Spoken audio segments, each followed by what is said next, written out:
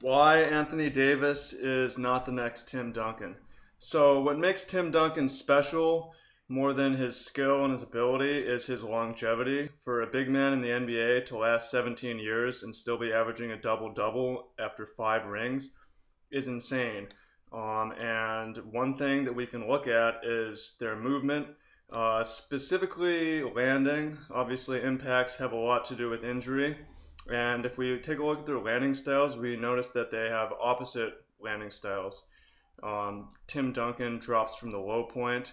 He lands on forelimbs and he almost always gets to the ground if there's concern, as opposed to Anthony Davis, who pulls up, drops from the high point, always lands on one limb, never lands on forelimbs, never gets to the ground, always lands upright, and also has a pretty knock knee on his jump shot. So even though he has that skill, that might cause him knee problems later on. So Anthony Davis is an amazing player right now. He's super dominant. Both of these clips are from these players in their second years in the NBA, but they have extremely different movement and landing styles. And I think that watching the movement, it seems pretty obvious that Anthony Davis is not the next Tim Duncan.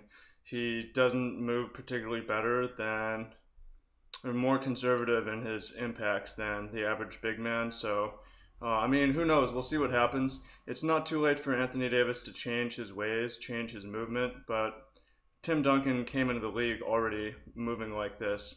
So these repetitive knee together, these tough one limb landings, these extra high drops over hundreds and thousands of repetitions add up to injury, which is going to mean he's not going to have the 20-year, 2-decade NBA career that Tim Duncan has had.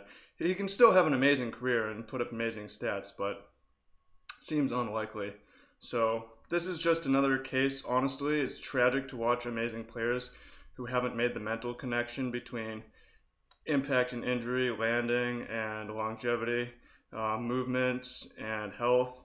And we need to study the greats like Tim Duncan here and have more coaches and more trainers need to focus on movement more than basketball strategy. Help players be prepared and understand the risks and the injuries and how injuries are caused and how we can prevent them with our movements. So